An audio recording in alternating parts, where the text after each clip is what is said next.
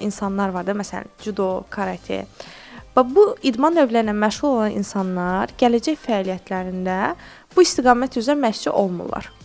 Ancaq gəlib 3-6 ay məşq eləyib fitnessdə bədən yığan şəxslər gəlir özünə deyir ki, mən fitness məşqçisiyəm.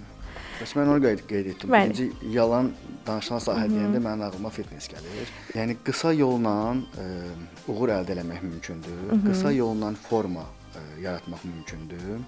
Və bu dəqiqə müasir dövrdür. Bilirsiniz ki, çəkilişlər, yəni özünü reklam, özünü satma bazarlığı var da burada. Yəni belə marketinq eləyirlər. Təbii ki, bu reklama buraxırlar Instagramda, Facebookda, kütlə toplayırlar. Kütlə də ancaq baxır formaya, amma düşünmür ki, bu formanı necə əldə eləyib və düşünmür ki, bu məlumatları həqiqətənmi bilir, yoxsa bir dəqiqə müasir dövr ChatGPT-yə nə yazırsan orada Bəli, çıxır. bütün informasiyanı verir. Demək olar ki, yəni bu insanın savadını bilmədən bu insana meyllənirlər. Bu da təbii ki, əsl peşəkarlar qalır kölgədə.